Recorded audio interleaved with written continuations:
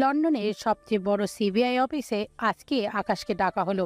কেননা এখানে অনেক ক্রিটিক্যাল কেসের বিশেষে হেডকোয়ার্টারে আকাশকে ডাকা হলো।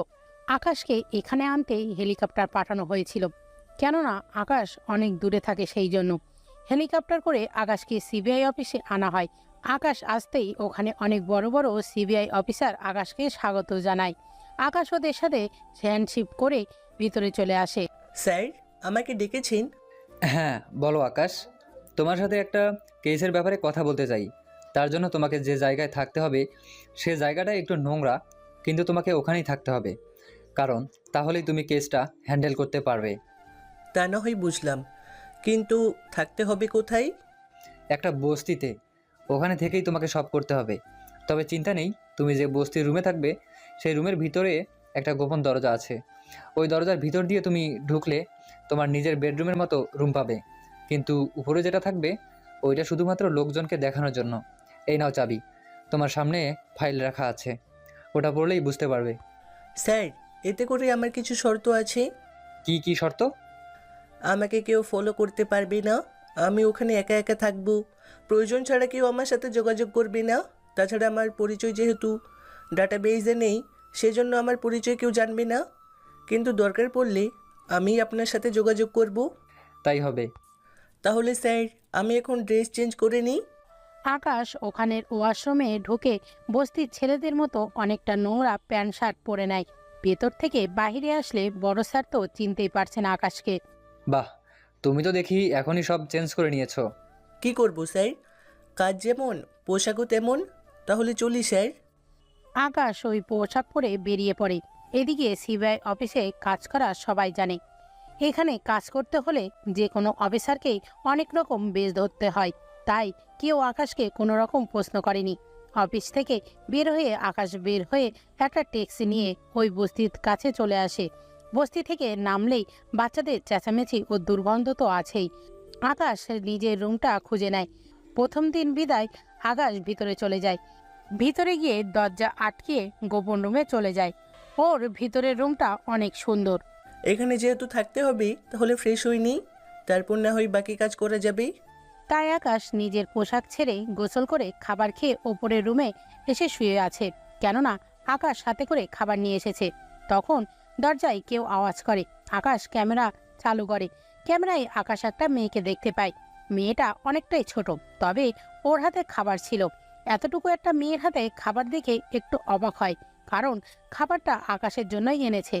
আকাশ খাবারটা নিয়ে ওই মেয়েটির হাতে 1000 টাকা একটা নোট ধরিয়ে দিল। এতে মেয়েটি খুশি হয়ে চলে গেল। আকাশ খাবার প্যাকেটটা খুলে ছোট একটা রুটি দেখতে পায়। রুটি দেখে আকাশ কিছুই বলছে না, কারণ এখানে অনেক পরিবার আছে যাদের কাছে একটা রুটি অনেক মূল্যবান। এদিকে আকাশের ফোনে কল আসে।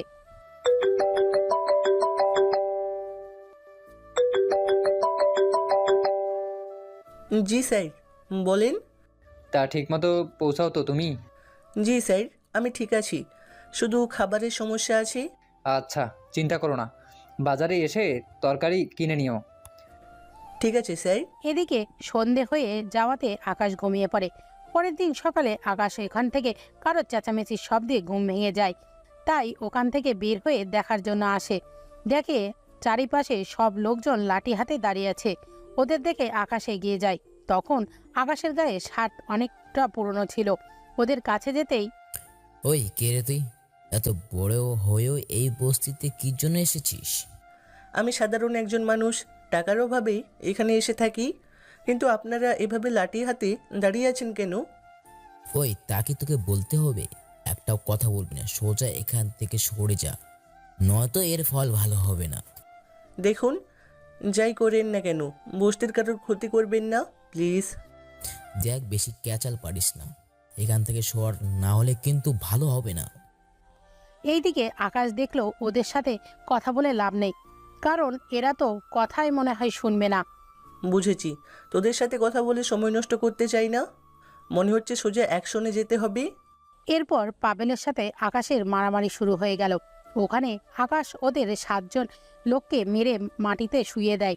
অনেকের গায়ে ময়লা লেগে আছে, তাই ওরা ওখান থেকে চলে যায়। পাবেল যাওয়ার আগে আকাশকে অনেক হুমকি দিয়ে চলে যায়।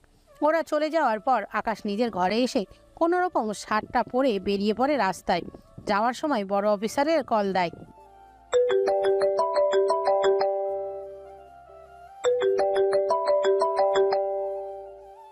আকাশ, তুমি যেখানে থাকো না কেন, এক্ষুনি অফিসে চলে আসো। Okay sir. আকাশ অফিসে চলে আসে। ওখানে একটা ফাইল দেওয়া হয় আকাশকে। ফাইল নিয়ে ওখান থেকে চলে আসে। ফাইল নিয়ে আকাশ বস্তিতে আসার সময় একটা মেয়ের সাথে ধাক্কা লাগে। ধাক্কা লেগে সব পড়ে যায়। এতে করে ওদের দুজনের হাতে যা যা ছিল সব পড়ে যায়। সরি, আমি দেখতে পাইনি। ধাক্কা দিয়ে সরি বলা হচ্ছে? দেখুন, আমি ইচ্ছে করে দিইনি। কই থেকে যে এসব আজব মানুষ আসে কে জানে। দেখুন, আমি চলে যাচ্ছি, আমার ফাইলটা দিয়ে দিন। ইরা ফাইল দিয়ে দেয়। এতক্ষণ ফাইলটা ইরার হাতেই ছিল, যা আকাশ ইরার থেকে নিয়ে নেয়। ওই নিয়ে বস্তিতে চলে আসে, কেননা এই বস্তির মাঝেই আকাশকে থাকতে হবে, নয়তো আকাশের পরিচয় অনেকেই জেনে যেতে পারে। বস্তিতে এসে ফাইল পড়তে থাকে। ফাইল পড়ে যা বোঝার বুঝে নিয়েছে আকাশ।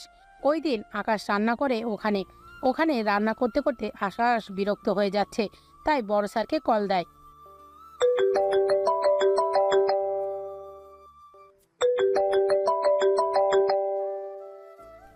স্যার, কোন জায়গায় এনে ফেললেন আমায়?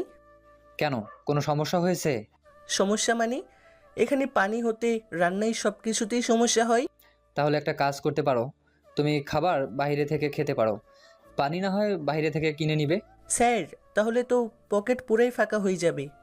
আকাশ, তুমি কি আমার থেকেও নিজের পরিচয় লুকাচ্ছ মনে হয়? তোমার আগের একদিনের খরচ এখানে তুমি 1 মাসে শেষ করতে পারবে না। রাখি স্যার। ওইদিকে ফাইল পড়া শেষ হলে আকাশ বেরিয়ে পড়ে একটা ব্যাগ নিয়ে বের হওয়ার পর রাস্তায় এসে ওখান থেকে একটা গাড়ি নিয়ে চলে আসে ভার্সিটিতে। ভার্সিটির গেট দিয়ে ভেতরে ঢোকে। তখন অনেক সকাল ছিল, তাই তেমন কেউ র্যাগ করতে পারেনি। ওখান থেকেই প্রিন্সিপাল স্যারের রুমের ভেতরে ঢুকে একটা ফাইল দেখায়। Sir, new admission last semester. Principal sir আকাশের পা থেকে মাথা অবধি দেখতে থাকে। দেখা শেষ হলে অন্য আরেকটা ভার্সিটির কাজ দেখে, তা কোনো কথা না বলে আকাশের ফাইলে সাইন করে দেয়। তার সাথে প্রয়োজনীয় কাগজপত্র রেখে দেয়। তাহলে স্যার আমি আসি। আকাশ প্রিন্সিপাল স্যারের রুম থেকে বের হবে, তখনই একটা মেয়ের সাথে ধাক্কা খায়। এখানে আসতে না আসতেই তো ধাক্কা শুরু করে দিয়েছিস। তোকে তো নতুন মনে হচ্ছে। দেখুন, আমি ইচ্ছে করে করিনি। আমি বের হচ্ছিলাম, আপনি নক না করে ঢুকতে গিয়েছেন, তাই তো। আই, তোর সাহস কি করে হয় এভাবে মুখে মুখে তর্ক করার, তাও আবার আমার সাথে? আমি কোথায় তর্ক করলাম? তারা, তোকে তো আমি দেখে নিব, আগে প্রিন্সিপালের সাথে কথা বলে নি। রোজ ভিতরে গেলে আকাশ ওখান থেকে দৌড়ে চলে আসে মাঠের কাছে। ওখানে এসে আকাশ হাঁপাতে থাকে। যাক বাবা, বাঁচা গেছি। আর একটু হলে তো। ওইদিকে রোজ প্রিন্সিপালের রুম থেকে বের হয়ে আকাশকে খুঁজতে থাকে। কিছুক্ষণ খোঁজার পর রোজ যা আকাশকে দেখতে পায়, তাই পিছন থেকে চেঁচিয়ে বলে, আই পাবেল, এই ছেলেটাকে ধর, তোর পাশে দাঁড়িয়ে আছে। এদিকে রোজার চেঁচানোর আওয়াজ শুনে পাবেল পাশে তাকিয়ে আকাশকে দেখে।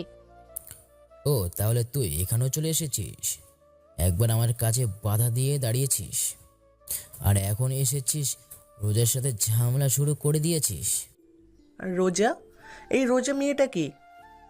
পিছনে তাকিয়ে দেখ, তাহলে দেখতে পারবি। আকাশ পিছনে তাকিয়ে দেখে রোজা। এই মেয়েটা আমার পিছনে কেন পড়ে আছে? এইদিকে রোজা আকাশের সামনে চলে আসে। পাবেল, এই বস্তিমার্কা ছেলেটাকে একটু উচিত শিক্ষা দে। তা আর বলতে, এর সাথে এমনিতেই আমার পুরনো হিসাব বাকি আছে, আগে ওই হিসাবটা শেষ করি নেই। এই বলে ওরা মারতে থাকে আকাশকে। এদিকে আকাশ মার খেতে খেতে পালিয়ে আসবে, তখন ও ভুল করে রোজার সাথে আবারও ধাক্কা খায়। আই, তুই কি জীবনে ভালো হবি না? রোজা যেই থাপ্পড় দিতে যাবে তার আগেই আকাশ পাশ কাটিয়ে চলে আসে। ওই দিনটা আকাশের অনেকটা খারাপই যাচ্ছিল। এইদিকে কয়েকদিন বস্তিতে থাকতে থাকতে ওখানকার মানুষের সাথে আকাশের অনেকটা ভালো একটা সম্পর্ক হয়ে যায়, তাই আকাশ সব সময় ওদের খেয়াল রাখত। কখনো কারোর বিপদ হলে আকাশ ওদের পাশে গিয়ে দাঁড়াতো। এভাবেই চলতে থাকে আকাশের দিন। এইদিকে তার সাথে আকাশ ভার্সিটিতে যায়। তখন খেয়াল করে রোজা আজকেও অনেকটা সুন্দর করে সেজেছে, তাই আকাশ অনেকক্ষণ রোজার দিকে তাকিয়ে থাকে। ব্যাপারটা রোজা খেয়াল করে। যেই আকাশের দিকে তাকাতে যাবে অমনি আকাশ পাশ কাটিয়ে চলে যায়। ওখানে যেতেই আকাশ কয়েকটা লোকের সাথে ধাক্কা খায়।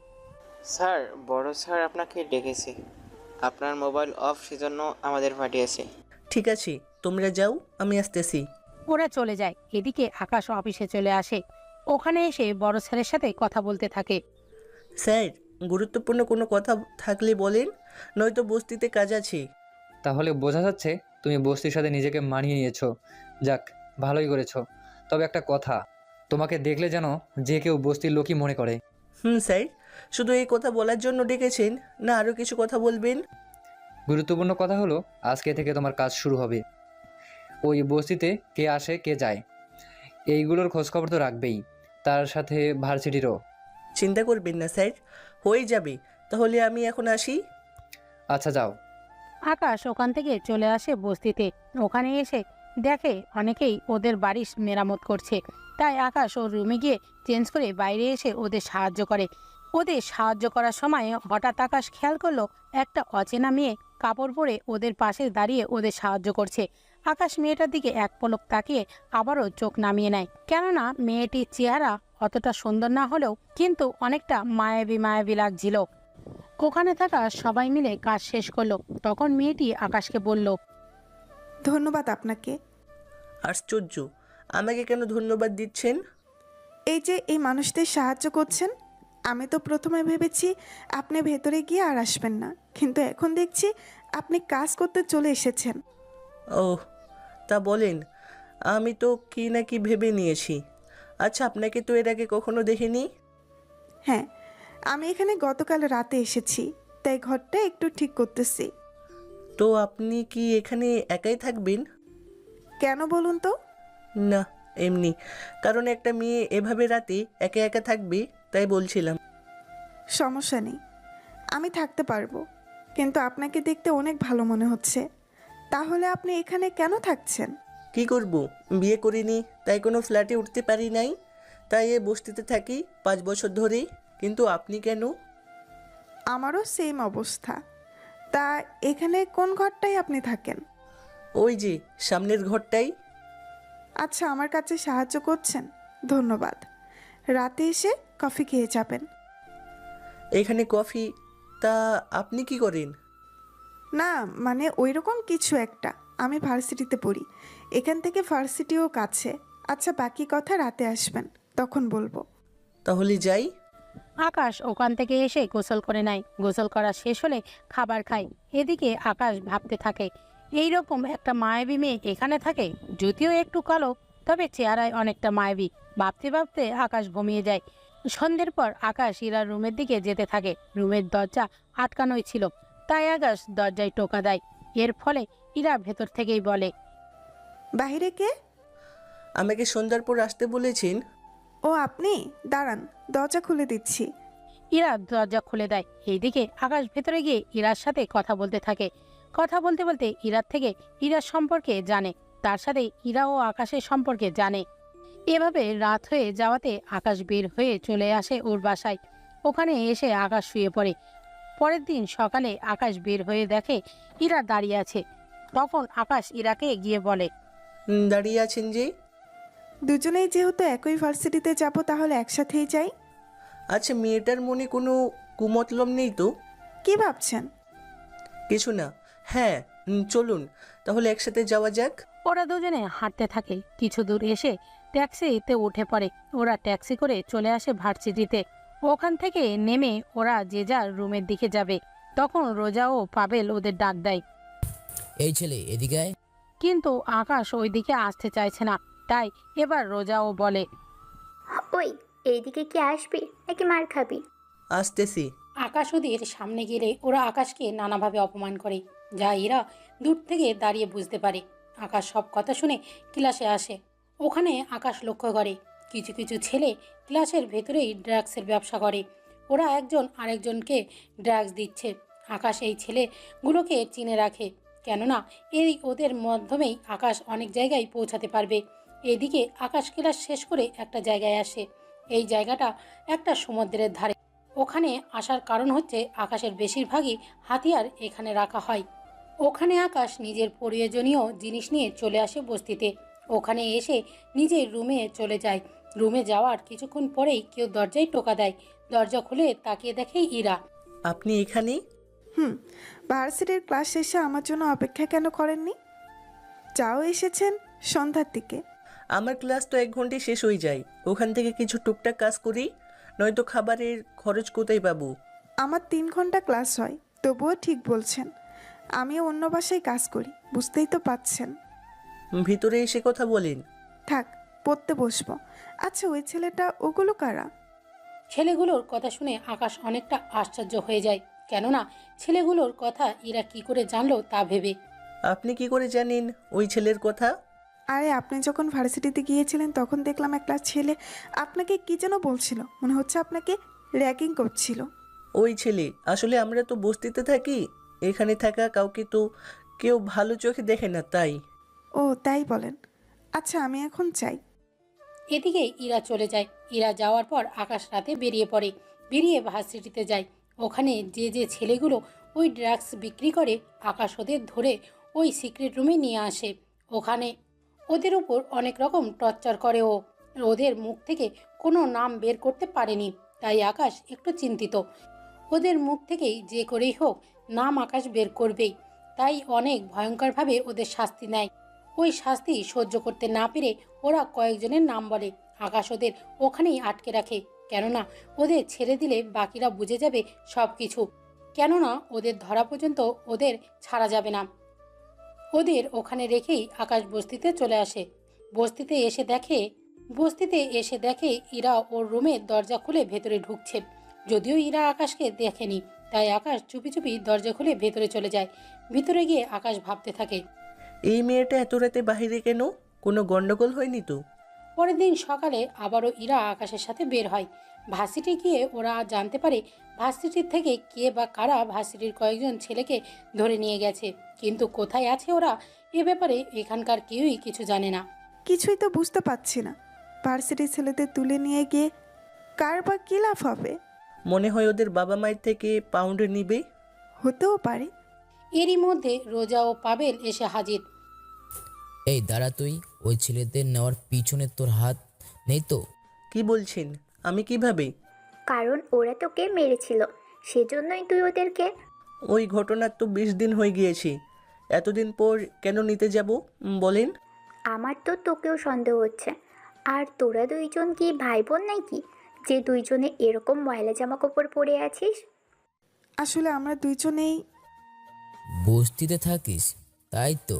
হ্যাঁ, থাকি। দেখ, যদি আমি জানতে পারি এর পিছনে তোর হাত আছে, তাহলে তোকে যে কি হাল করব তুই নিজেও বুঝতে পারবি না। আকাশ ক্লাসে চলে যায়। এদিকে দুপুরে আকাশ চলে আসে অফিসে। অফিসে এসে বড় স্যারের কাছে যায়। স্যার, আসবো কি? হ্যাঁ আসো। ওই দিকটাও কোনো খবর পেলে? ভার্সিটিতে 2জন ড্রাগস বিক্রি করে ছেলেকে ধরেছি, ওদের থেকেই অনেক রকমের নাম বের করেছি। তার উপর ওখানে থাকা পাভেল ও রোজা, এদের দুজনের ডিটেলস আমাকে যত তাড়াতাড়ি পারেন একটু সংগ্রহ করে দিবেন। তাই হবে, তুমি ওদের ছবি দিয়ে যাও, বাকিটা আমি সামলে নিব। এদিকে আকাশ ওখান থেকে চলে আসে বস্তিতে। ঠিক আছে আকাশ, তাই হবে। তুমি তাহলে এখন আসতে পারো। স্যার, আজ রাতে আমি একটা মিশনে যাব, তাই 5জন লোক রেডি রাখবেন, আমি রাতে আসব। কিসের মিশন? আমি তো এই ব্যাপারে কিছু জানি না। স্যার, ওই মিশন সম্পর্কে আমি কোনো কথা বলতে চাই না, শুধু আমার জন্য লোক রাখবেন। যদি না রাখতে পারেন তাহলে বলে দিবেন। এখন আমি আসি তাহলে। এদিকে আকাশ চলে আসে। অন্যদিকে বস্তিতে আস্তে আস্তে সন্ধ্যা হয়ে যায়। ওখানে এসে খেয়াল করে ইরা রুমের দরজা বন্ধ, তাই আকাশ ও রুমে চলে গেল। ওখানে ফ্রেশ হয়ে খাবার খেয়ে নিল। খাবার খেয়ে রাত 8টায় আকাশ বের হয়ে অফিসে চলে আসে। অফিসে এসে নিজের পোশাক পরে নেয়, যে পোশাকে আকাশের শরীরের একটা পশমও দেখা যায় না। গায়ে কালো বুলেটপ্রুফ জ্যাকেট, পরনে প্যান্ট, পায়ে কালো বুট, চোখে লাগানো গ্রাম চশমা। এক কথায় দেখলে অনেক ভয়ঙ্কর লাগছিল। এদিকে আকাশের সাথে যারা যাবে ওরাও একই রকম পোশাক পরেছিল।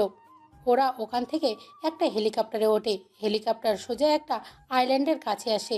আইল্যান্ডের কাছে আসলে ওরা 5জন লাফ দিয়ে ওখান থেকে প্যারাসাইলেটের মাধ্যমে ওরা আইল্যান্ডের ভেতরে এসে নামে।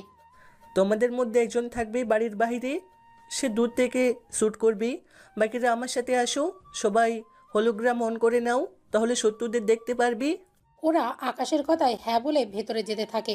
ওরা ভেতরে যেতে যেতে অনেক লোককেই দেখতে পায়। যাকেই ভেতরে দেখা যাচ্ছে তাকেই মেরে ফেলছে। এভাবেই অনেক লোককে মেরে ফেলেছে। এদিকে যতই সামনে এগোচ্ছে ততই বিপদ আরও বাড়ছে, কেননা সামনে অনেক ল্যান্ডমাইন আছে, যা ওপরে পা রাখলে বাঁচার আশঙ্কা 1% আছে। তা ওদের অনেক সাবধানেই যেতে হচ্ছে। তোমরা হলোগ্রামের সেটিং পাল্টে নাও, মানুষের অস্তিত্ব বদলে ল্যান্ডমাইনের অপশন দিয়ে রাখো, তাহলে ওই চশমায় ল্যান্ডমাইনগুলো দেখতে সাহায্য করবে। ওরা তাই করলো। ল্যান্ডমাইন অপশন অন করতেই 20 থেকে 25টা দেখতে পেল। ওরা সাবধানে ওই জায়গা পার হলো। ওই জায়গায় পার হওয়ার সময় ওদের উপরে অনেক আক্রমণ হতে থাকে। তবে এতে করে ওদের মধ্যে একজনের গায়ে গুলি লাগে, কিন্তু প্যান্টের ভিতর বুলেটপ্রুফ কভার থাকার বেঁচে গেল। ওরাও প্যান্টে গুলি করতে থাকে, কিন্তু অন্ধকারে কিছুই দেখা যাচ্ছে না। তাই সেটিং চেঞ্জ করে আবার আগের মতো করে নেয়। এবার সব কিছুই দেখতে পাচ্ছে। এবার একে একে ওদের মারতে থাকে, সাথে ভেতরে ঢুকতে থাকে। অনেক ভেতরে গিয়ে ওরা সবাইকে মেরে ফেলে। এখন শুধুমাত্র ওই জায়গায় একটা টাইম বোম সেট করে দিলেই এই জায়গা ধ্বংস হয়ে যাবে। সব কিছু ঠিক করে নিল। তখন দরজার বাইরে দেওয়া শব্দ এলো। কোথাও থেকে দরজা টোকার শব্দ আসছে, তোমরা এখানে দাঁড়াও, আমি দেখছি। আকাশ দরজা খুলে দেখে ইরা। এদিকে ইরা এখানে কি করে আসবে তা আকাশ বুঝতে পারছে না। তাই ইরার কাছে গিয়ে, আপনি এখানে কি করছেন?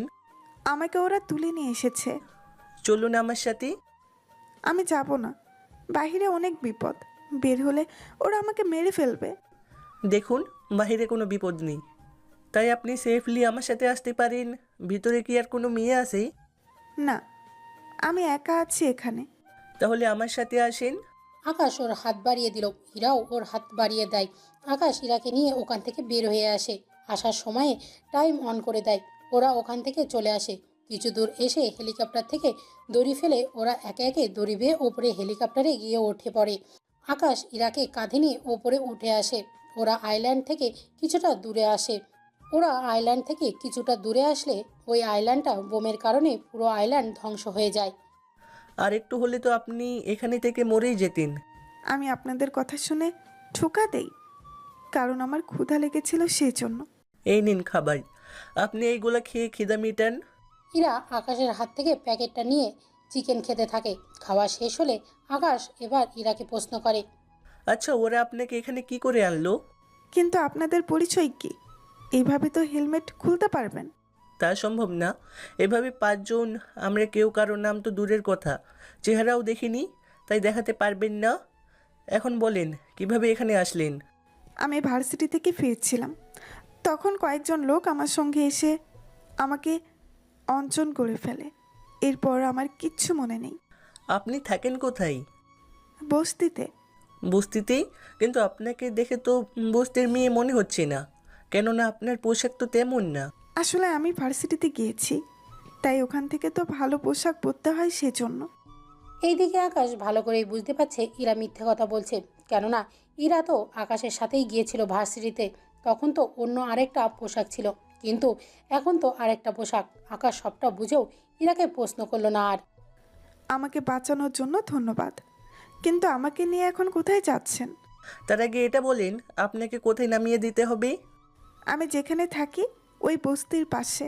পাইলট, ওই জায়গায় উপরে দিয়ে যাও, ওনাকে নামাতে হবে। পাইলটও ওই জায়গার দিকে যেতে থাকে। বস্তির কাছাকাছি একটা জায়গায় এসে হেলিকপ্টার থামে। দড়ি বেয়ে নিচে নামতে কি পারবেন? না। এবার আকাশ ইরাকে আবারও কোলে নেয়। এবার ওপর থেকে ওরা দড়ি ছাড়তেই আর ওরা নিচে নামছে। নিচে নামিয়ে দিতেই আকাশ যেন আবারও ওপরে উঠতে যাবে, তখনই ইরা বলে, যাওয়ার আগে আপনার নাম তো বলে যাবেন। নামটা না হয় পরে জানতে পারবেন। আকাশ ওখান থেকে আবার হেলিকপ্টারে উঠে যায়। ইরাও ওখান থেকে বস্তিতে ঢুকে নিজের রুমে চলে যায়। উফ, একটুর জন্য বেঁচে গেছি। যদি ওনারা না আসতো তাহলে তো আজকে প্রাণটাই যেত। এদিকে আকাশ অফিসে এসে ওর পোশাক চেঞ্জ করে আবার বস্তিতে চলে আসে চুপি চুপি। অনেক সাবধানের সাথে আকাশ ভিতরে ঢুকে যায়। এদিকে পরের দিন সকালে আকাশ ঘুম থেকে উঠে, তখন সকাল 10টা। ঘুম থেকে ফ্রেশ হয়ে বাইরে এসে দেখে ইরা তার সাথে ঝগড়া করছে। তাই আকাশও ওখানে যায়। কি হয়েছে?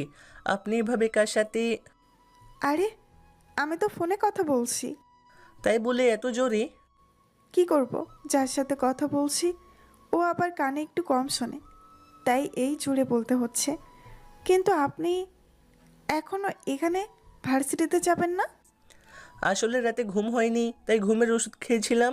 কিন্তু আপনি নিজেও তো দেখি যাননি। আর বলবেন না, আমি নিজেও ঘুমাতে পারিনি। ঘুমাবে কি করে? রাত 4টায় এখানে এসেছো, ঘুমানোর সময় পেল কোথায়? কিছু কি ভাবছেন? না। ওরা কথা বলার মাঝে কয়েকজন লোক আসলো ওই বস্তি ভাঙতে। ওরা বস্তি ভাঙার জন্য সব রকমের গাড়ি নিয়ে এসেছে, সাথে কিছু পুলিশ ও উকিল নিয়ে। আকাশ ওনাদের সাথে কথা বলে জানতে পারে এই জায়গা নাকি একজনে কিনে নিয়েছে, তাই ওই লোকটা এখন এই জায়গাটা খালি করতে চাইছে। এদিকে এখানে থাকা মানুষগুলো তো অনেক অসহায় হয়ে আছে, কেননা এখান থেকে চলে গেলে ওদের থাকার কোনো জায়গা নেই, সেই জন্য। দেখুন, আপনার কাগজপত্র বের করেন। ওই বসতির ছেলে, তুই কাগজপত্র সম্পর্কে কি বুঝবি? আপনাকে দেখাতে বলেছি, দেখান। পুলিশ আকাশের হাতের কাগজ নিয়ে আকাশ পড়তে থাকে। পড়া শেষ হয়ে গেলে আকাশ ওনাদের বলে, দেখুন, এই কাগজটা নকল, তাই আপনারা এখন আসতে পারেন। কি? ওই তোর মাথা ঠিক আছে তো? এই কাগজটা আমরা নিজেরা চেক করে এনেছি, এটা তো কিছুতেই নকল হতে পারে না। এটা যে কতটা আসল তা আপনার পেট দেখেই বোঝা যাচ্ছে। তাই আপনি এখান থেকে যাবেন কি না তা বলেন, নয়তো আমি বড় কোন অফিসারকে এখানে ডাকবো। পুলিশ অফিসার আকাশের কথা বুঝতে পারে, এই কাগজপত্র অনেক ভালো বুঝতে পারে, নয়তো উকিল নিয়েছে হাতে, তৈরি করার পরও কি করে বুঝে গেল সেটা ভাবছে। ঠিক আছে, আমি চলে যাচ্ছি। উকিল ওখান থেকে চলে যায়। এদিকে ওরা যাওয়ার পর বাকিরা সবাই আকাশের প্রশংসা করতে থাকে। ওরা এখন আকাশের আগের চেয়ে অনেক ভরসা করতে শুরু করে দিয়েছে। সত্যি আজকে ভার্সিটিতে না গিয়েই ভালো করেছেন, নয়তো ফিরে এসে এই বস্তি আমার আর দেখতে পেতাম না। তা ঠিক বলেছেন। তাহলে এখন কি করবেন? ভাবছি একটু ঘুরতে বের হব, কিন্তু কার সাথে যাব, কোথায় যাব কিছুই বুঝতে পারছি না। এদিকে আকাশ ইরার মুখের দিকে তাকিয়ে বুঝতে পারছে ইরা আকাশের সাথে যেতে চাইছে। আপনি যদি কিছু না মনে করেন তাহলে আমি আপনাকে নিয়ে যাব। সত্যি? তাহলে ভালো কিছু জামা পরে নিন। আপনি তাহলে 15 মিনিট অপেক্ষা করেন। এদিকে ইরা চলে যায় রেডি হওয়ার জন্য। অন্যদিকে আকাশ ভাবে ইরা কেন আকাশের সাথে যাওয়ার জন্য হ্যাঁ বলে দিল। এই সময় ভাবতে ভাবতে আকাশ নিজেও রেডি হয়ে বেরিয়ে এলো। ওরা দুজনে বস্তি থেকে বের হয়ে রাস্তায় চলে আসে।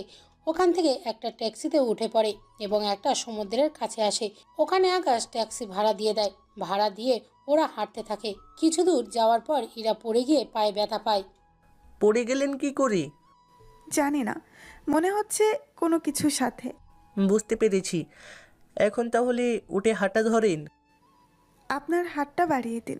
আকাশ হাত বাড়িয়ে দেয়, কিন্তু ইরা উঠতে যাবে তখনই ওর পায়ে ব্যথা অনুভব করে, তাই দাঁড়াতে পারলেও হাঁটতে পারছে না। আমি তো হাঁটতে পারছি না। আঘাতটা একটু বেশি মনে হয় লেগেছে।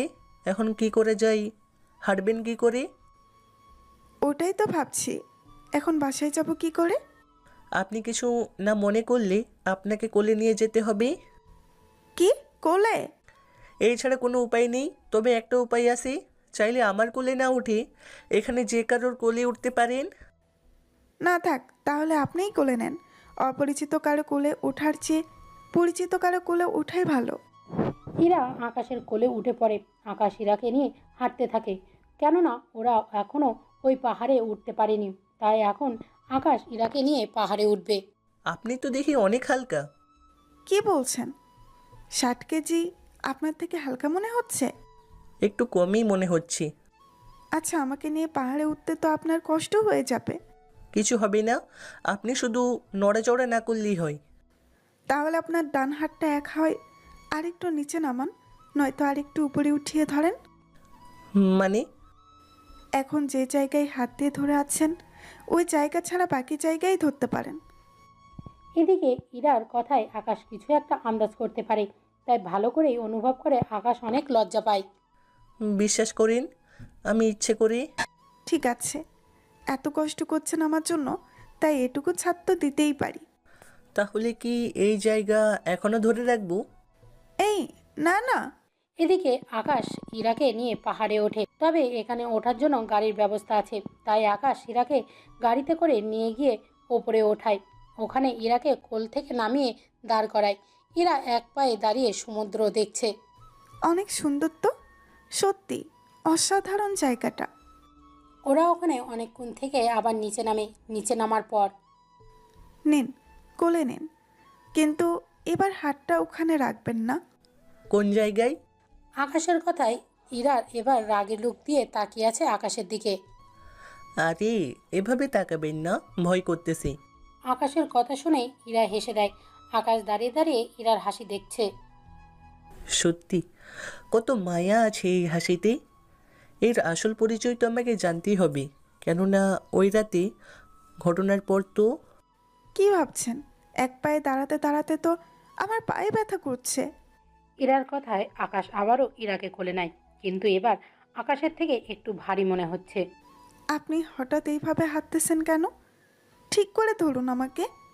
ধরার মতো করে কিছু খুঁজেই পাচ্ছি না, সেজন্য ধরতে পারছি না।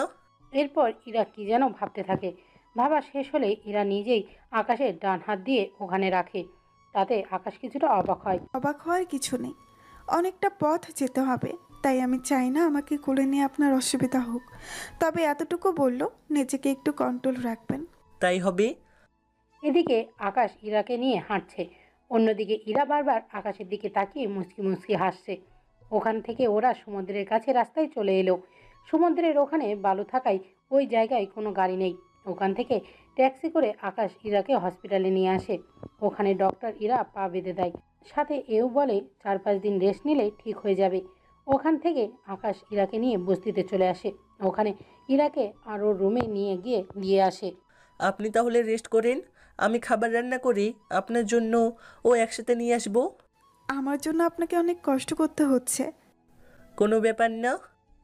আকাশ ওখান থেকে এসে ফ্রেশ হয়ে নেয়, তারপর রান্না করে ইরার কাছে যায় এবং ইরাকে খাইয়ে দেয়। এদিকে ইরা খেতে খেতে কিছুটা চোখের পানি ফেলে দেয়। কাঁদছেন কেন? আমি আপনার কেউ হই না, অথচ আমার জন্য কত কি করছেন। আমার অসুস্থতা সুযোগ নিয়ে আমার ক্ষতি করতে চাননি শুধু। দেখুন, ওটার জন্য আমি দুঃখিত। আপনি একটা পিছল জামা পরেছেন, হাত দিয়ে ধরলে পিছল খাই, তাই ধরার জন্য। থাক, বলতে হবে না আর। এখন আমি একা একা থাকবো কি করে এখানে? খাবোই বা কি? চিন্তা করবেন না, আমি আপনার জন্য না হয় খাবার নিয়ে আসবো, বাকি কাজটা না হয় একটু একটু হেল্প করে দিলাম। ঠিক আছে। তাহলে আমি যাই, রাতে দরকার হলে আমাকে কল দিবেন। নাম্বার তো নেই।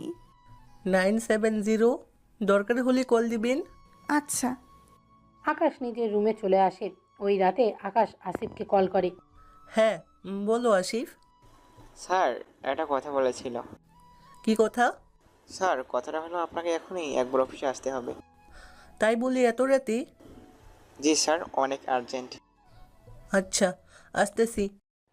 এদিকে আকাশ আসিফের যাওয়ার আগে ইরাকে কল দিয়ে জিজ্ঞাসা করে ওর কোনো সাহায্য লাগবে কিনা। কেননা আকাশ এখন বের হয়ে গেলে কখন আসবে ঠিক নেই। কিন্তু ইরা জানিয়ে দেয় কোনো সমস্যা হচ্ছে না, তাই আকাশ অফিসের দিকে চলে আসে। এত জরুরি ভাবে ডাকিছেন? তুমি যে দুজনকে তোমার সেফ হাউসে রেখেছো, ওরা এখন কোথায়? ওরা তো এখনো ওখানে আটকে আছে। আরও একটা মিশন আছে, ওইটা শেষ না হওয়া পর্যন্ত ওদের ছাড়ছি না। তাই বলে এতদিন ওদের আটকে রাখবে? দেখুন স্যার, আমি আগেও আপনাদের বলেছি আমি শুধুমাত্র এখানে কাজ করতে এসেছি। আপনারা আমাকে আমার দেশ থেকে নিয়ে এসেছেন কাজের জন্য, তাই আমি আমার মতো করে কাজটা শেষ করে চলে যাব। পথে যদি আপনারা এইভাবে কাজে ব্যাঘাত ঘটান, তাহলে আমি আমার দেশের সাথে কন্ট্যাক্ট করে চলে যাব। আরে তুমি রেগেই যাচ্ছ কেন? ঠিক ঠিক আছে, তোমার যেভাবে কাজ করতে হয় সেভাবেই কাজ করো, শুধু মাঝে মাঝে আমাকে একটু জানিয়ে রাখলেই হবে। প্রয়োজন হলে অবশ্যই জানাবো। তাহলে স্যার, এখন চলি। এদিকে আকাশ চলে আসে। ওখান থেকে এসে বস্তিতে ওর রুমে চলে আসে। ওইদিকে আকাশ চলে আসে, ওখান থেকে এসে বস্তির রুমে চলে যায়। ওখানে গিয়ে ঘুমিয়ে পড়ে। এদিকে আকাশ সকালবেলা ঘুম থেকে উঠে নাস্তা বানিয়ে ইরার জন্য নাস্তা নিয়ে ওর রুমের দিকে যেতে থাকে। দরজা বন্ধ ছিল, তাই টোকা দিতেও খুলে গেল। ভেতরে গিয়ে দেখে ইরা মোবাইল টিপছে। ও, আপনি এসেছেন? তো এখন কেমন লাগছে? কিছুটা ভালো। এইগুলো খেয়ে রেস্ট করেন, আমি একটু বের হব। আস্তে আস্তে বিকেল হবে, তাই এই বক্সে আপনার দুপুরের খাবার আছে, এখানে পানি রাখা আছে, দুপুরে খেয়ে নেবেন। আশা করি অন্য কোনো সমস্যা হবে না আর। তা তো বুঝলাম, কিন্তু আমার তো গোসল করতে হবে, একা একা তো পারবো না। তাই আপনি যদি... তাহলে নাস্তা করে নিন, এইদিকে আমি আপনার গোসলের ব্যবস্থা করতেছি। ইরা নাস্তা করতে থাকে। অন্যদিকে আকাশ সব কিছু ঠিক করে নেয় ওয়াশরুমের ভিতরে। ইরা খাওয়া হয়ে গেলে ইরাকে ধরে নিয়ে ছোট একটা আলমারির কাছে যায়। ওখান থেকে ইরা ও জামা এবং যাবতীয় কাপড় নিয়ে নেয়। হয়ে গেছে। আবারও ইরাকে নিয়ে গিয়ে ওয়াশরুমের ভিতরে একটা চেয়ারে বসায়। ব্যান্ডেজ করা পাটা আরেকটা চেয়ারের ওপর রাখে, যাতে করে ওই পায়ে ভিজে না যায়। এবার তাহলে তাড়াতাড়ি গোসল করে বের হবেন, আমাকে আবার যেতে হবে। ইরা গোসল শেষ করে জামা বদলে ওগুলো ধুয়ে বের হয়। 45 মিনিট পর ইরা বের হয়। ওইদিকে আকাশ ইরার দিকে তাকিয়ে আছে, কেননা ভেজা চুলে ইরাকে অনেক ভালোই লাগছে, দেখতে অনেক সুন্দর লাগছে। আমাকে ধরুন। আকাশ ইরাকে ধরে দড়িতে ওর জামাগুলো শুকানোর জন্য দেয়। এরপর ইরাকে নিয়ে গিয়ে বিছানার উপরে রাখে। এতে তবে আজকে ইরাকে একটু বেশি সুন্দর লাগছে, কেননা আগে মুখ অনেকটাই কালো ছিল, কিন্তু আজকে অনেক সুন্দর। কি দেখছেন? কিছু না, তাহলে আমি যাই, এখানে সব রাখা আছে, কোনো সমস্যা হবে না। আকাশ চলে আসে অফিসে। অফিসে এসে আজকে আবারও আরেকজন লোক নিয়ে বেরিয়ে পড়ে, কেননা এই মিশনটা শেষ হলেই ওদের ছেড়ে দেওয়া হবে। তাই আজকে মিশনে হবে জঙ্গলের ভিতরে। তাই আগের মতোই সব কিছু নিয়ে নেয়। ওনারা ওখানে গিয়ে খুঁজতে থাকে, কিন্তু কোনো কিছুই ওদের চোখে পড়ছে না। তাই ওরা একটা ক্যামেরা বের করে ওই ক্যামেরার সাহায্যে জঙ্গলের ভিতরে কোনো ধাতু থাকলে তা ওই ক্যামেরায় ধরা পড়বে। ঠিক তাই হলো। অনেক দূরে একটা ধাতুর সন্ধান পেল, তাই ওখানে চলে গেল। ওখানে গিয়ে ম্যানহোলের ঢাকনার মতো একটা প্লেট দেখতে পেল। ওই প্লেট সরিয়ে ওরা ভেতরে যেতে থাকে। তাও 10 জন এসেছে। ওরা ভেতরে গিয়ে একে একে ওরা সবাইকে মারতে থাকে। ওদেরও গুলি লাগে, কিন্তু পোশাকে বুলেট প্রুফ হওয়ায় কোনো আঘাত ওদের লাগেনি। আসিফ, তুমি এই দিকে যাও, 4 জনকে নিয়ে আমি বাকি 4 জনকে নিয়ে ওই দিকে যাচ্ছি। ওরা ভাগ হয়ে ভিতরে যেতে থাকে। এরপর ওখান থেকে আবার আলাদা আলাদা ভাগ হয়ে ভিতরে গিয়ে একে একে ওদের সবাইকে মারতে থাকে। কিন্তু আজকে বাড়তি কোনো লোককে পেল না ওরা, তাই প্রতিটি জায়গায় বোমা রেখে এসেছে, যা রিমোট দিয়ে বাস্ট করবে। ওখান থেকে বের হয়ে ওরা উপরে আসে এবং ওই জায়গায় ব্লাস্ট করে দেয়। ওই খবরটা মিস্টার ডেভিলের কাছে পৌঁছে যায়, কেননা আকাশ যতগুলো আস্তানা ধ্বংস করেছিল সবগুলোই ডেভিলের ছিল। কার এত বড় সাহস যে আমার আস্তানায় ঢুকে হামলা করে? আব্বু, আমি খবর নিয়ে এসেছি। কি খবর, তাড়াতাড়ি বল। আব্বু, ওই ছেলে অথবা মেয়ে হবে, ওই আমেরিকা থেকে আনা হয়েছে। তুই শুধু শিওর হয়ে বল, ছেলে না মেয়ে? এত সহজ না আব্বু, ওর নাম তো দূর থেকে, ওকে এখানে কেউ চোখে দেখেনি। তাছাড়া ওই ছেলে কিংবা মেয়ে কোন গ্রুপে কাজ করেছে তা জানি না। কোনো পোশাক আছে, কেউ বলতে পারবে না কোন সবাইকে মেরেছে। তুই এই কথা জানলি কিভাবে? তুমি এত কিছু না জানলেও চলবে, তুমি সাবধানে থাকবে। আমি খবর নেওয়ার চেষ্টা করছি। এদিকে আকাশ মিশন শেষ করে ওই ছেলেগুলোকে ছেড়ে দেয় এবং চোখে কাপড় বেঁধে ওই ভার্সিটিতে ফেলে দেয়। সন্ধ্যের দিকে আকাশ চলে আসে বস্তিতে। ওই বস্তিতে আকাশও তো আর অল্প কিছু দিনের মেহমান, কিন্তু ইরার কথা মনে পড়তেই ও শিট, মেয়েটা তো ওই রুমে একা। যাই, গিয়ে দেখা করে আসি একবার। ওরা রুম থেকে বের হয়ে আকাশ ইরার রুমের সামনে চলে আসে। ওখানে এসে কড়া নাড়তে ইরা কিছুক্ষণ পর দরজা খুলে দেয়। আপনি এত লেট কেন করলেন? কাজ ছিল সেই জন্য। তা দুপুরে খেয়েছেন? হ্যাঁ, কিন্তু আপনাকে এরকম দেখাচ্ছে কেন? না, আসলে আমি কয়েকদিন পর চলে যাব অন্য আরেকটা দেশে। কেন যাবেন? আমার এক বন্ধু ওর চাচাকে বলে আমার একটা কাজের ব্যবস্থা করেছে, তাই কিছুদিন পর আমি এই দেশ ছেড়ে চলে যাব। আকাশের কথা শুনে ইরার মন খারাপ হয়ে গেল। যাক, তাহলে তো ভালোই। আপনাকে অনেক মিস করব। আমিও। এই নিন রাতের খাবার, এগুলা খেয়ে নিবেন। একটা কথা বলবো? কি কথা? আজকে রাতে আমার সাথে ঘুমাতে পারবেন কি? কি বলছেন? পাশে বলতে আপনি ওখানে, আমি এখানে। তাই বলেন, কিন্তু বস্তির লোকেরা দেখলে কি বলবে? কিছু হবে না, আসলে রাতে উঠতে সমস্যা হয় তো, সেজন্য আপনাকে থাকতে বলছি। আচ্ছা, তাহলে তাই হবে। তবে আমার উপরে কি এতটা ভরসা করা ঠিক হচ্ছে? ভরসা করতে পারছি বলেই তো থাকতে বলছি। তাহলে চলে আসবো। এদিকে আকাশ ওর কাজকর্ম আস্তে আস্তে অনেক গুছিয়ে নিয়ে, এদিকে আকাশ ইরার সাথে এই কয়েকদিন থাকতে থাকতে ইরার প্রতি দুর্বল হয়ে পড়েছে, তার সাথে ইরাও। এদিকে আকাশকে দেখাশোনা করার কারণে ইরা অনেক তাড়াতাড়ি সুস্থ হয়ে যায়। এখন ইরা অনেক সুস্থই হাঁটতে পারছে আগের মতোই, কিন্তু সুস্থ হওয়ার পরও এখনও আকাশের সামনে যেতেই লজ্জা পাচ্ছে। কী জন্য লজ্জা পাচ্ছে তা পরের পর্বেই বলবো। এখন চলুন একটু ভার্সিটিতে ঘুরে আসি। আকাশ ইরাকে নিয়ে ভার্সিটি যেতেই রোজা ডাক দেয়। আপনি আমাদের কেন ডেকেছেন? ওই, তুই চুপ থাক। ইরা, তুই সারাদিন আকাশের সাথে কি সব সময় ওর সাথে সাথেই থাকিস? ব্যাপারটা কি? কোনো ব্যাপার নেই, আমি জাস্ট অসুস্থ ছিলাম, তাই উনি কয়েকদিন আমার সাথে দেখাশোনা করেছে। কেন, তোরা কি দুইজন একই ঘরে থাকিস? না, আলাদা আলাদা, কিন্তু একই বস্তিতে থাকি। এই, তোর সাথে আমার কিছু কথা আছে, তাই ইরা একটু সাইডে গিয়ে দাঁড়া। কি কথা থাকতে পারে যে তার জন্য আমাকে সাইডে গিয়ে দাঁড়াতে হবে? এই, তোকে যেতে বলেছি, যা। ইরা কিছুটা ভয় পেয়ে পাশে যায়, কেননা ইরা ভালো করেই জানে রোজা অনেক খারাপ মেয়ে, কিন্তু আকাশের সাথে কি কথা থাকতে পারে ওর, তাই ইরা বুঝতে পারছে না। কিছুক্ষণ পর ওদের দিকে তাকিয়ে দেখে আকাশ ওখান থেকে চলে আসছে। কি বলছিল রোজা? তেমন কিছু না। ওই দিন আকাশ বস্তির রুমে এসে ভাবতে থাকে, একদিকে আমি ইরাকে ভালোবাসি, অন্যদিকে রোজা আমাকে ভালোবাসে, কিন্তু আমি ইরার এখন আসল পরিচয় জানতে পারিনি। ও কি আসলেই ভালো মেয়ে, নাকি অন্য কোনো উদ্দেশ্য আছে? এইসব কিছু না জানানো অবধি আকাশের কিছুই বলতে পারছে না, কেননা ইরার উপর আকাশের সন্দেহের জন্য কিছুই হচ্ছে না। এদিকে আকাশ ওই কয়েকদিন ইরার উপর যত্ন নেয়, ইরা ছোট ছোট আবদারগুলো কোলে নিয়ে হাঁটা, এইসব কিছু যে আকাশের অনেক ভালো লাগছে। এদিকে আকাশ মিশনের প্রায় শেষের দিকে, এখন শুধু মাত্রই আকাশে যাওয়ার অপেক্ষা আছে, কেননা বাকি কাজটা এই দেশের সরকারই করবে। পরের দিন আকাশ ইরাকে নিয়ে ভার্সিটিতে যায়। তোমাকে কিছু কথা বলার ছিল। কি কথা? আমি 3 দিন পর চলে যাব এই দেশ থেকে। এই কথা শুনে ইরার দু চোখ দিয়ে পানি পড়তে থাকে। এদিকে রোজা ওখানে এসে বলে, কোথায় যাওয়া হচ্ছে আকাশ? তা আপনাকে কেন বলছো? বাইরে আমাকে না বললে কাকে বলবে? আমি যে তোমাকে ভালোবাসি, তুমি কেন তা বুঝো না? দেখুন, আমি আপনার মতো মেয়েকে কখনো ভালোবাসবো না, তাই আমাকে ভুলে যান। তাছাড়া আমি কয়েকদিন পর এমনিতেই চলে যাব, তাই আমাকে ভুলে যাবেন।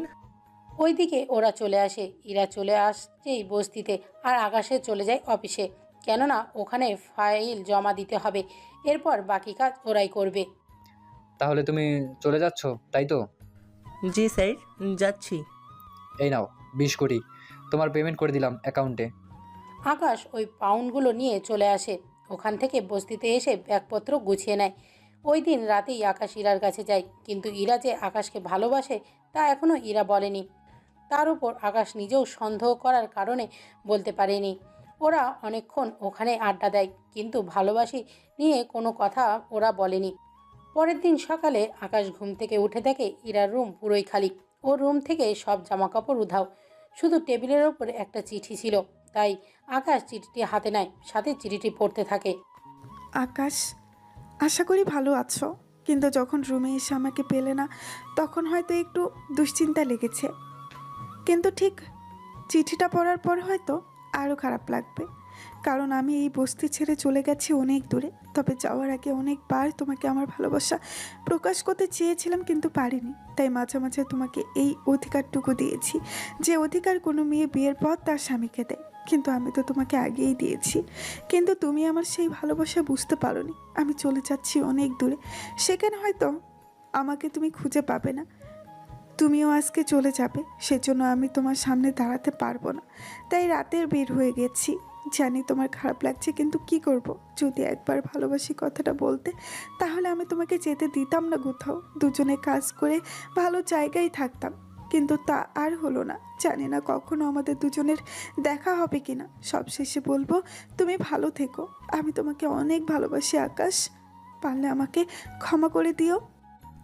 ইরা, আমি কি করে নিজে ভালোবাসার কথা বলবো তোমাকে? তুমিও কেন আমার ভালোবাসা বুঝতে পারোনি? ওইদিকে রোজা ও পাবেলও বস্তিতে আসে। ওই, তোর সাহস তো কম না, তুই রোজার প্রশ্নের উত্তর না দিয়ে চলে যাচ্ছিস। দেখ পাভেল, আমি আগেও বলেছি আমি রোজাকে ভালোবাসি না, আমি ইরাকে ভালোবাসি। তাহলে সে ইরা এখন কোথায়? ডাকো ওকে। জানি না কোথায়, আমার দেরি হচ্ছে তাই আমাকে যেতে হবে। তা তো হচ্ছে না, এত তাড়াতাড়ি তোকে যেতে দেই কিভাবে? আমার প্রতিশোধ নিতে হবে। কিসের প্রতিশোধ? ভুলে গেলি প্রথম দিন এখানে এসে ওই দিন আমাকে মেরেছিলি? আজকে তুই চলে যাচ্ছিস, তাই আমি তোকে মারবো। পাভেলও লোকজনদের নিয়ে আকাশের উপর আক্রমণ করে, কিন্তু আকাশের সাথে ওরা পেরে ওঠেনি। পাভেলকেও মেরে ওখানে শুয়ে দেয় আকাশ। ওদের মেরে আকাশ এয়ারপোর্টে চলে আসে। ওখান থেকে প্লেনে করে ওরা দেশে চলে আসে। ওখান থেকে আকাশ নিজের বাড়িতে চলে আসে। এই বাড়িতে কেউ থাকে না, শুধু আকাশই থাকে। এই বাড়িটা একদমই সমুদ্রের ধারে, এখান থেকে পুরো আকাশটাই দেখা যায়।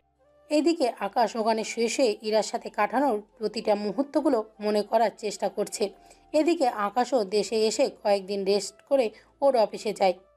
ওই অফিসে গেলে সবাই আকাশকে ফুল দিয়ে বরণ করে। আকাশ নিজের রুমে চলে আসে, কিন্তু এখনও আকাশ অনেক আপসেট। ইরার কথা মনে পড়লেই আকাশের মন খারাপ হয়ে যায়। স্যার আপনি এখন আপসেট কেন? তেমন কিছু না, তুমি নিজের কাজ করো গিয়ে। এদিকে আকাশ এই দেশের সিবিআই প্রধান। মাঝে মাঝে অনেক মিশন আছে যেগুলো আকাশ নিজেই হ্যান্ডেল করে, কিন্তু আকাশের এমন মনমরা দেখে অনেকেই কিছু বুঝতে পারে। ও জিজ্ঞাসা করে না ভয়ে। এদিকে আকাশের কাজকর্ম চলতে থাকে। ওইদিকে রোজাও চলে আসে আমেরিকায়, কেননা রোজা ওই দিন এয়ারপোর্টে গিয়ে আকাশের নাম দিয়ে টিকিট চেক করে জানতে পারে আকাশ আমেরিকায় আছে। তাই রোজাও সব কিছু রেডি করে চলে আসে এখানে। ওখানে অনেক খোঁজ নেওয়ায় আকাশের সন্ধান পাই, কিন্তু আকাশের পরিচয় এখনও জানতে পারিনি। পরের দিন আকাশ গাড়ির সামনে রোজাকে দেখতে পায় আকাশ, তাই গাড়ি থেকে নামে। এই রোজা, আপনি এই দেশে কি করে এলেন? তোমাকে ভালোবাসি, তাই তোমার টানেই চলে এসেছে। দেখেন, আমি আগেও বলেছি আমি আপনাকে কখনো ভালোবাসবো না। যাকে ভালোবাসো তাকে ভালোবেসে কি পেয়েছো? সে যাওয়ার আগে তোমাকে একবারও বলে যাওয়ারও কি প্রয়োজন বোধ করেনি? তাহলে কেন ওর জন্য নিজের জীবনটাকে এভাবে নষ্ট করে দিবে? কে বলেছে আমি নিজের জীবন নষ্ট করে দিছি? আমার পথ ছাড়ুন। ছাড়বো না। তার আগে এটা বলো, এখানে এসে কি এমন কাজ করো যে 1 মাসে গাড়ি কিনতে পেলে, তাও এত দামি? দেখুন, পথ ছাড়ুন নয়তো খারাপ হয়ে যাবে। তাই নাকি? দেখি কি করতে পারো। পুলিশ, এইদিকে আসো। জি স্যার বলেন। এই মেয়েটিকে এখান থেকে সরাও। এই যে ম্যাম, এখান থেকে সরে দাঁড়ান। না, আমি সরবো না। ও যতক্ষণ পর্যন্ত আমার ভালোবাসা স্বীকার না করবে ততক্ষণ আমি সরবো না। রোজা না সরে দাঁড়ালে পুলিশ ওকে জোর করে পাশে সরিয়ে দেয়। এতে করে আকাশ ওর বাড়িতে চলে আসে। এদিকে আকাশ বাড়িতে এসে ভাবে, রোজা তো ঠিকই বলেছি, আমি কেন ওর জন্য অপেক্ষা করব? কিন্তু ইরা চিঠির শেষে কথাটা আকাশের অনেক ভাবায়। এদিকে আকাশ সিদ্ধান্ত নেয়। তাই আকাশ সিদ্ধান্ত নেয় আবারও লন্ডনে ফিরে গিয়ে ইরাকে খুঁজে বের করবে। তাই আকাশ ওর অফিসে জানিয়ে দেয় কেউ যেন ওকে না খোঁজে। ওইদিকে আকাশ রোজার সাথে দেখা করে রোজাকে বলে, আমি লন্ডনে আবার ফিরে যাচ্ছি। ওখানে যদি এরাকে খুঁজে পাই তবেই আমি ইরাকে বিয়ে করব। যদি না পাই তাহলে তোমার কথা ভেবে দেখব। ঠিক আছে, তবে আমিও তোমার সাথে যাব। ঠিক আছে। এইদিকে আকাশ রোজাকে নিয়ে লন্ডনে যাওয়ার জন্য ফ্লাইট রেডি করে। অন্যদিকে ইরা এখনও বর্তমানে লন্ডনেই আছে। ইরা এতদিন একটা মিশনে ছিল, মিশনটা ইরা শেষ করতে পারেনি। তাই ইরাকে অনেক লোকই খুঁজতেছে মেরে ফেলার জন্য। তাই ইরা ওই দেশে গা ঢাকা দিয়ে চলাফেরা করে, কেননা ওখানে এখন ওই মেয়ের মাফিয়ার সাথে প্রশাসনের লোকজনও খুঁজতেছে। এর কারণও আপনারা জানতে পারবেন, তবে একটু ধৈর্য ধরুন, ধীরে ধীরে সবই বুঝতে পারবেন। এদিকে আবারও লন্ডনে চলে আসে। লন্ডনে এসে আবারও আগে চলে যায় সিবিআই অফিসে। ওখানে আসাতে রোজা একটু বেশি অবাক হয়, তাই রোজা প্রশ্ন করে বসে, আচ্ছা, আমরা এখানে কেন এসেছি? দরকার ছিল তাই এসেছি। না মানে ওকে খোঁজার জন্য পুলিশের সাহায্য নিতে পারি, তাহলে এই অফিসে কেন? আগে ভিতরে চলেন, তারপর না হয় সব বলবো। ওরা অফিসে ভেতরে চলে যায়। ওখানে আকাশ রোজাকে একটা জায়গায় বসিয়ে রেখে ভেতরে বড় স্যারের সাথে দেখা করার জন্য চলে যায়। ওইদিকে বড় স্যার আকাশকে দেখে চিনতেই পারে, তাই আকাশকে প্রশ্ন করে বসে, এ কি আকাশ, তুমি এখানে? তোমার তো এখন আমেরিকায় থাকার কথা, তাহলে তুমি এখানে কি করছো? স্যার, আমার একটা সাহায্য লাগবে। বলো আকাশ, কী সাহায্য লাগবে? তোমার জন্য আমার টিম সর্বদা কাজ করতে প্রস্তুত। আমাকে একটা মেয়ের সন্ধান এনে দিতে হবে। নাম কি মেয়েটার? তাছাড়া মেয়েটা করে কি? মেয়েটার নাম ইরা, কিন্তু কাজ করে তা জানি না। এবং কি ওই মেয়েটা আমার সাথে ভার্সিটিতে পড়তো, কিন্তু কয়েকটি দিন ধরে ওকে দেখতে পাচ্ছি না। আমাকে না বলে মেয়েটা কোথায় যেন হারিয়ে গেল। মেয়েটার ছবি থাকলে দিয়ে যাও, আমি চেক করে জানাবো তোমাকে। এই নিন স্যার ও ছবি। আমি তাহলে কয়েকদিন পরে আসবো, আপনি একটু খুঁজে দেখবেন। দেখবো, কিন্তু তুমিও নিজের খেয়াল রাখবে। কারণ কারণ কি? কারণ অনেকে তোমার নাম জেনে গেছে এবং অনেকে তোমার ছবিও দেখেছে, তাই সাবধানে কাজ করবে, কেউ যেন বুঝতে না পারে। তাহলে আমি আসি। আকাশ ওখান থেকে চলে আসার সময় রোজাকে নিয়ে বের হয়ে যায়। যদিও রোজা অনেকবার জিজ্ঞাসা করে ছিল, কিন্তু আকাশ প্রশ্নের কোনো উত্তর দেয়নি। ওরা ওখান থেকে চলে আসে। কিছুক্ষণ পর আকাশ রোজাকে নিয়ে বের হয়ে যায়। এইদিকে যতই দিন যাচ্ছে আকাশ টেনশন বাড়ছে, তাই ওখান থেকে চলে আসে ওরা। ওইদিকে ইরা একটা বাড়িতে আছে, না কারোর সাথে কথা বলতে পারছে, না বাড়ি থেকে বের হতে পারছে। এভাবে 5 দিন পর আকাশকে ডাকা হয় অফিসে। ওখানে এসে আকাশ, স্যার বলেন, কোনো খোঁজ খবর পেয়েছেন কি? তোমাকে কি করে যে বলবো, কিছু বুঝতে পারছি না। কি হয়েছে স্যার? তুমি যাকে খুঁজতেছো ওই মেয়েটা কোনো বস্তিতে থাকে না, ও অন্য একটা দেশ থেকে এসেছে, তাও তোমার মতো মিশনে। কিন্তু ওর পরিচয় ফাঁস হয়ে যাওয়াতে ওদের দেশের লোক ওকে ফিরিয়ে নিচ্ছে না। তার উপর এখন এই দেশ থেকে মামলা করা হয়েছে। ওই মেয়েটা যেহেতু একজন অফিসার, তাই ও সব রকম চালাকি জানে। তাহলে এটা তো বলতে পারবেন ও কোন দেশের এবং কোন ফোর্সের হয়ে কাজ করে?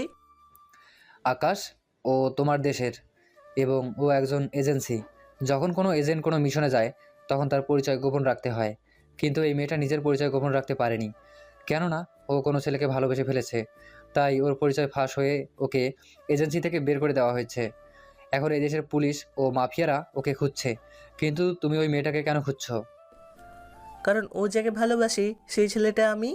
ও আমার পরিচয় না জেনেই আমাকে ভালোবেসে, কিন্তু ও চলে যাওয়ার আগে একবারও আমার কাছে ওর সমস্যার কথা বললো না। হয়তো ভেবেছে তুমি বস্তিতে থেকে ওর সাহায্য কী করে করবে। আমার একটা কথা রাখবেন। কি কথা? ওর উপর থেকে মামলাটা তুলে নেন, এরপর বাকি কাজটা আমি করব। ওকে খুঁজে পেলে আমি ওকে আমার দেশে নিয়ে চলে যাব। ঠিক আছে, তুমি যেহেতু বলছো, আমি এখান থেকে ময়লা ক্যান্সেল করে দিচ্ছি। এখন মাফিয়ার হাত থেকে ওকে বাঁচাতে পারলে বাঁচাও, কারণ ও কোথায় আছে তা আমরা কেউ জানি না। ধন্যবাদ, বাকিটা আমার উপর ছেড়ে দিন। ওই দিন আকাশ সেই আগের বস্তিতে চলে আসে। ওখানে ইরা যে রুমে থাকতো ওখানে আসে। ওখানে এসে আকাশ ওই রুমে ভালো করে দেখতে থাকে। ওখানে আকাশ তেমন কোনো ক্লু পায় না, শুধু বিছানার নিচে কিছু ছবি পায়। ওই ছবিগুলোর পেছনে সিন দেখে আকাশ ইন্টারনেটে ওই জায়গা খুঁজে বের করে। ওখান থেকে আকাশ সিদ্ধান্ত নেয় যত তাড়াতাড়ি পারে ওখানে গিয়ে ইরাকে খুঁজবে। ওই দিন আকাশ ওখানে চলে আসার জন্য বস্তি থেকে বের হয়, তখন সামনে পাবেল এসে দাঁড়ায়। এ কি, তুই আবার এসেছিস এই বস্তিতে? তোর না অন্য দেশে যাওয়ার কথা? যাওয়ার কথা, কিন্তু কিন্তু কি? কিছু না। এখন বল, তুই এখানে কেন? তা তোকে না জানালেও চলবে। এখন এখান থেকে সর, আমি এই বস্তি ভেঙে ফেলবো। আমি থাকতে তো তা হবে না। আমাকে কে আটকাবে? তুই? তাহলে শুনে রাখ, আজকে প্রাণ নিয়ে বেঁচে ফিরতে পারবি না। এই বলে ওরা আকাশকে মারতে আসে, কিন্তু আকাশও কম না, ওদের ইচ্ছে পরিমাণে মারতে থাকে। ওইদিকে পুলিশ ওখানে চলে আসে। পুলিশ এসে আকাশকে ধরে নেয়। এইদিকে আকাশের নামে অনেক ধরনের মিথ্যা মামলা দিয়ে দেয়, তা টিভিতে দেখাচ্ছে। ওই সময় ইরা টিভি দেখছিল। ওই নিউজ দেখে ইরা তো চমকে ওঠে, কেননা যেখানে আকাশই এখন অন্য দেশে থাকার কথা, সেখানে কিনা আকাশ এখন লন্ডনে, তাও এখন পুলিশের কাছে। এই জন্য ইরা কান্না পাচ্ছে। ওইদিকে ইরা কি করবে কিছুই বুঝতে পারছে না, কারণ পুলিশ এখন ইরাকে খুঁজতেছে। তাই ইরা নিজের থেকে কিছু করতে পারছে না। তাই ইরা ঠিক করে, ওরা আমার আকাশকে ধরে রাখতে পারবে না। আমি ওকে যে করেই হোক ছাড়াবো। দরকার হলে আমি ওই পুলিশ স্টেশনে যাব, তবু আমাকে জেলে যেতে হলে যাব, কিন্তু আকাশকে আমি জেলে থাকতে দিব না।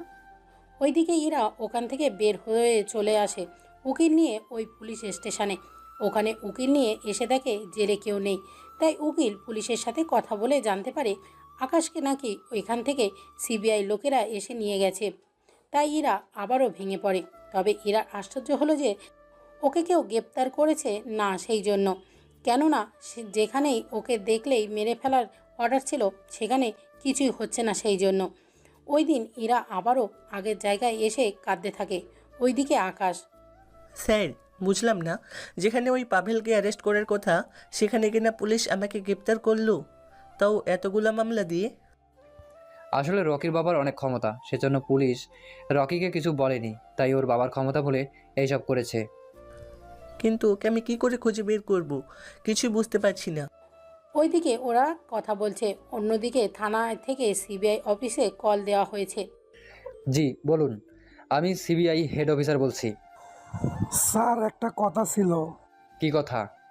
স্যার, কথাটা হচ্ছে আপনারা যে ছেলেটাকে নিয়ে আপনাদের জেলে নিয়ে গেছেন, ওই ছেলের জামিনের জন্য একটা মেয়ে এসেছিল। পরে যখন আমি আপনাদের কথা বলছি তখন মেয়েটা ওখান থেকে চলে গেল।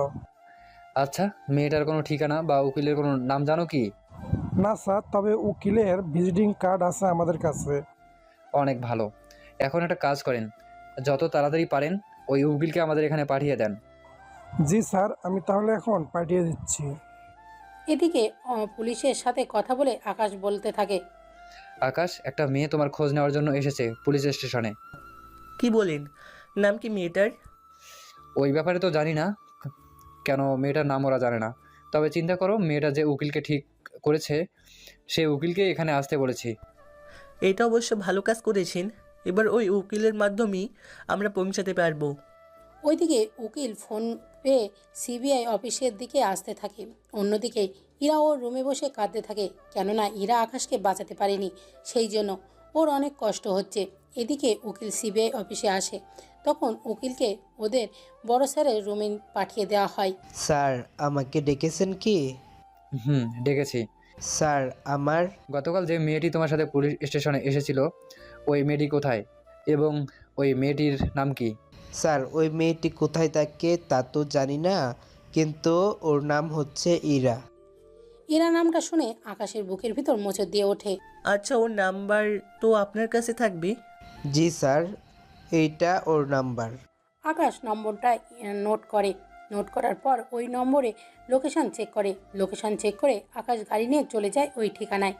ওখানে গিয়ে আকাশ দেখে একটা পুরনো বাড়ি, তাই বাড়ির দিকে যেতে থাকে। বাড়ির দরজায় টোকা পড়তেই ইরার কিছুটা ভয় পেয়ে যায়, কেননা এখানে মানুষ আসা তো দূরের কথা, কোনো জন্তুও আসবে না। তাই ইরা ধীরে ধীরে বন্দুক তাক করে দরজা খুলে দেয়। দরজা খুলে দিয়েই আকাশকে দেখে। আকাশকে দেখে ইরার হাত থেকে বন্দুক পড়ে যায়। আকাশ গিয়ে ইরাকে জড়িয়ে ধরে। ইরাও আকাশকে জড়িয়ে ধরে। ইরা, তুমি এখানে কেন? আমি যে অসহায় হয়ে গেছি, আমি কখনো আমার দেশে ফিরতে পারবো না। চিন্তা করো না, আমি তোমার ফেরার ব্যবস্থা করে দিব। এখন চলো এখান থেকে। কোথায় যাব বলো তো? এখানকার সব পুলিশ আমাকেই খুঁজছে, সাথে মাফিয়ার লোকজনও। তোমাকে ভাবতে হবে না, এখন চলো আমার সাথে। কোথায়? কিন্তু তুমি সিবিআই অফিসার থেকে আসলে কিভাবে? তার উপর ওদের ব্যবহার করা গাড়ি। পরে বলবো, এখন উঠো তাড়াতাড়ি। এদিকে ইরা গাড়িতে উঠলেই আকাশ গাড়ি চালাতে থাকে। তবে এতে করে ওরা অনেক কথাই বলতে থাকে। কথা বলতে বলতে ওরা সিবিআই অফিসে চলে আসে। আকাশ ইরাকে নিয়ে ভেতরে চলে যায়। ওখানে বড় স্যারের কাছে যায়। স্যার, ওকে নিয়ে এসেছি। আপনি একটা কাজ করেন, ওর জন্য পাসপোর্টের ব্যবস্থা করেন। হয়ে যাবে, তাহলে এই ফর্মটা পূরণ করে দিয়ে যাও, আর 5 দিন পরে এসে নিয়ে যাও। আর পুলিশের কোনো সমস্যা হবে না, তুমি ফর্ম পূরণ করে দিয়ে আকাশের সাথে চলে যাও। ঠিক আছে। ইরা তাড়াতাড়ি করে ফর্ম পূরণ করে দেয়। ফর্ম পূরণ করা শেষ হলে আকাশ ওকে চলে আসে বস্তিতে, যেখানে ইরাও আকাশ আগে থাকতো। তবে এবার আকাশ ইরাকে নিয়ে চলে আসে আকাশের রুমে। ওখানে ওরা রুমে আসে। আকাশও সিক্রেট রুমে ইরাকে নিয়ে ঢোকে। ওয়াও, কত সুন্দর এই রুম। উপরে কি আর ভেতরে কি? ঠিক তাই। এখন তুমি এখানে থাকবে 5 দিন, তোমাকে কোথাও বের হতে হবে না। তুমি এখানে থাকবে, সব কিছু আমি দেখব। কিন্তু তোমার পরিচয় কি আকাশ? তা তো তুমি বললে না। আমেরিকায় গিয়ে না হয় তোমাকে আমার পরিচয়টা দিব। তাই বলে এত লেট? কিন্তু তুমিও কি ওই দেশে যাবে? তা তুমি দেখতেই পাবে। এখন তুমি রেস্ট নাও। আমি বরং এই 5 দিনে অনেক কাজ আছে যা আমাকে এখন করতে হবে। কি কাজ? তোমাকে যারা ফাঁসিয়েছে ওদের তো শাস্তি দিতে হবে। কিন্তু ওদের না শাস্তি দিতে গিয়ে তোমার না কোনো ক্ষতি হয়ে যায়। কিছু হবে না, তুমি এখানে থাকো, আমি ফিরে এসে কথা বলবো। এদিকে আকাশ চলে আসে, অন্যদিকে ইরা ভেতরে দেখতে থাকে। আকাশ প্রথমে রোজার সাথে দেখা করে, রোজার সাথে কিছুক্ষণ কথা বলতে থাকে। তাহলে তুমি ইরাকে পেয়ে গিয়েছো, তাই তো? হ্যাঁ, তাই। আমি আর তোমাকে ভালোবাসতে পারবো না, তাই তুমি আমাকে ভুলে যাও। তার উপর আমি এখানে 5 দিন আসি, এই 5 দিনে আমার কিছু কাজ আছে, ওই কাজগুলো শেষ করতে হবে। একটা কথা বলবো? কি কথা? তোমাকে সারা জীবনের জন্য পাবো না, কিন্তু এই 5টা দিন আমি তোমার সাথে কাটাতে চাই। এই 5 দিনে অনেক বিপদ হতে পারে তোমায়, তাই তোমাকে ওই বিপদের মুখে তো ফেলতে পারি না। তবুও আমি থাকতে চাই। রোজার অনেক জোরাজোরিতে আকাশ রাজি হয়ে যায়। ওই দিন আকাশ সব জায়গা খোঁজ নিতে থাকে, কি করে ইরার ব্যাপারে সবাই জেনে গেল এটা নিয়ে। ওইদিকে একদিনে কোনো সূত্র পেল না, তাই সন্ধ্যা হয়ে যাওয়ায় আকাশ রোজাকে ওই বাসায় নামিয়ে দিয়ে চলে আসে বস্তিতে। ওখানে ওর রুমে এসে সিক্রেট রুমে চলে আসে। ওখানে দেখে ইরা শুয়ে শুয়ে ঘুমিয়ে যাচ্ছে। ঘুমন্ত অবস্থায় ইরাকে অনেক সুন্দর লাগছে। আকাশের খাবার প্যাকেটগুলো পাশে রেখে ফ্রেশ হতে চলে যায়। ওখান থেকে এসে আকাশ ইরাকে ওর বুকের ওপর রাখে এবং খাবার খাওয়াতে থাকে। ইরাও ঘুমের ঘরে খেতে থাকে। খাওয়া শেষ হলে আকাশ ইরাকে পানি খাইয়ে দেয়। পানি খেয়ে ইরা ঘুমিয়ে যায়। তুমি আমি? কোনো সমস্যা? এইভাবে না নিয়ে এইভাবে তো নিতে পারতে। এইরকম তো বাচ্চাদের শুইয়ে খাওয়াই, তুমি তো বাচ্চা না, তাই তোমাকে এরকম করে খাওয়ালাম। এখন তুমি এখানে ঘুমাও, আমি উপরের রুমে গিয়ে ঘুমাই। দুজনেই এখানে ঘুমাবো। বিয়ের আগে একই বেডে রুমে। এর আগেও তো ঘুমিয়েছিলে, তাহলে এখন ঘুমালে কি হবে? যদি কিছু হয়ে যায় তখন কি হবে? যাই হয়ে যাক না কেন, আমি মেনে নিতে পারবো। তুমি এখন আমার সাথে ঘুমাবে। আকাশ কোনো উপায় না পেয়ে ইরার সাথে শুয়ে থাকলো। সকালে আকাশ ইরাকে ওর বুকে দেখতে পেল। কেন ইরা আকাশের বুকের ওপর মাথা রেখে শুয়ে আছে। ইরা ওখানে থেকে সরে আকাশ ফ্রেশ হতে চলে যায়। ওখান থেকে চলে এসে দেখে ইরা এখনও ঘুমাচ্ছে, তাই আকাশ নাস্তা বের করে রেখে দিয়ে বেরিয়ে যায়। ওইদিকে 2 দিন আকাশ অনেকটা তথ্য জোগাড় করে ফেলেছে, কেউ ওর পিছনে থাকতে পারে। এভাবেই অনেক খোঁজাখুঁজির পর আকাশ আস্তে আস্তে ওর লক্ষ্যে পৌঁছাতে থাকে। রোজা, আমি লোকে পৌঁছতে বেশি সময় লাগবে না। আমার মনে হয় এবার তোমাকে এখান থেকে যাওয়া প্রয়োজন। কি বলছো আকাশ? আমি তো চেয়েছি তোমার সাথে বাকি দিনগুলো ও থাকবো। কিন্তু ওই দিনগুলো যে অনেক ভয়ঙ্কর, তা তো তুমি নিজেও দেখলে। তাতে কি, দরকার হলে তোমার জন্য মরতেও রাজি আছি। তোমাকে মরতে হবে না, আমি তোমাকে বাঁচিয়ে রাখবো, তুমি কোনো চিন্তা করো না। তাই যেন হয়। এদিকে 2 দিন কেটে যায়, আকাশও লক্ষ্যে পৌঁছাতে পেরেছে। আকাশ আজকে জেনে গিয়েছে কারা ইরার এই অবস্থার জন্য দায়ী। আকাশ ওখানে যাওয়ার আগেই রোজাকে অফিসের কাছে নিয়ে যায়। আসিফ, রোজাকে তোর আমানতে রেখে গেলাম, ওর খেয়াল রাখিস। চিন্তা করবেন না আপনি, আমি ওনার খেয়াল রাখবো। আর হ্যাঁ, আমি ফিরে না আসা পর্যন্ত ওর খেয়াল রাখিস। আকাশ ওখান থেকে চলে আসে পাবেলের আস্তানায়। সেখানে ডেভিলও আছে। বাহ, তোর তো সাহস কম না। তাহলে তুই খুঁজে খুঁজে আমাদের কাছে চলে এসেছিস, কিন্তু এখান থেকে বেঁচে ফিরবি কি করে? ওটা আমার উপর ছেড়ে দে, তুই শুধু এটা ভাব, তুই বাঁচবি কি করে। কার এত বড় সাহস যে আমার ছেলেকে মারার হুমকি দেয়? তাও আবার আমার সামনে? শুধু আপনার ছেলেকে কেন, আপনাকেও মারবো মিস্টার ডেভিল। তোর এত বড় সাহস, এখানে এসে কিনা তুই আমাদের হুমকি দিচ্ছিস? এই, তোরা কে কোথায় আছিস? একে এখানেই মেরে ফেল। ডেভিলের কথায় ওরা আকাশকে মারতে আসে, কিন্তু আকাশ ওদের সবাইকে মারতে থাকে। ওদের এক এক সবাইকে প্রায় মেরেই ফেলে। এখন শুধুমাত্র বাকি আছে পাবেল ও ডেভিল। আকাশের সাথে ওদেরও মারামারি হতে থাকে। ওরা গুলি করলে আকাশের হাতে লেগে গুলি বেরিয়ে যায়, এতে করে অনেক রক্ত বের হতে থাকে। আকাশ হাতটা পেঁচিয়ে নেয়। এরপর আকাশ ওখানের থেকে একটা পিস্তল বের করে ওদের মারতে থাকে। ওদের মারা শেষ হলে আকাশ ওখান থেকে বের হয়। ওখানে থেকে বের হলে কিছু লোক আকাশকে নিয়ে হসপিটালে আসে। ওখানে সবাই ছিল, রোজ, আসিফ, ইরা ও বড় স্যারও। আকাশের হাতে ব্যান্ডেজ করে নিয়ে আসা হয়।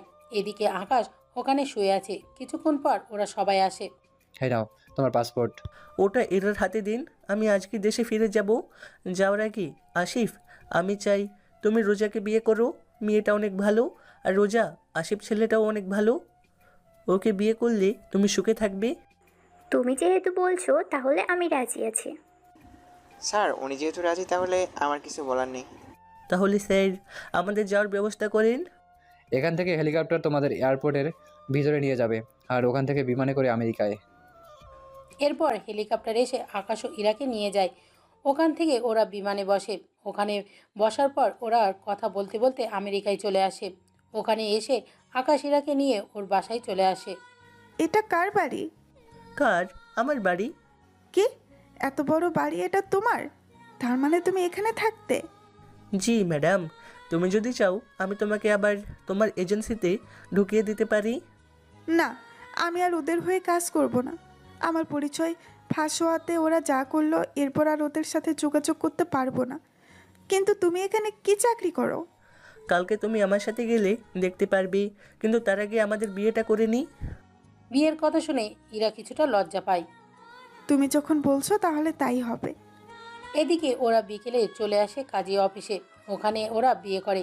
ওই রাতে ওদের বিয়ে হয়ে যায়। পরের দিন সকালে আকাশ ইরার চোখ বেঁধে নেয়। এরপর গাড়ি চালিয়ে নিয়ে আসে আকাশ ওর অফিসের দিকে। অফিসের সামনে এসে চোখের বাঁধন খুলে দেয়। ইরার সামনের দিকে তাকায়। ওয়াও, তুমি সিবিআই অফিসার, তাও এখানকার? শুধু অফিসার না, এই অফিসের চেয়ারম্যান। কি? এখন ভিতরে আসো। আকাশ ভেতরে নিয়ে গিয়ে সবার সাথে পরিচয় করিয়ে দেয়। ওখান থেকে ওরা বাসায় চলে আসে এবং সুখে সংসার করতে থাকে। এইভাবেই শেষ হয়ে যায় একটা ছেলের সিবিআই অফিসের হয়ে বস্তিতে থাকার কাহিনী। গল্পটা কেমন হয়েছে তা অবশ্যই আপনারা কমেন্ট করে জানাবেন। গল্পের শেষটা সবার কাছে ভালো নাও লাগতে পারে, কারণ সব গল্পের শেষ একরকম হয় না। ধন্যবাদ।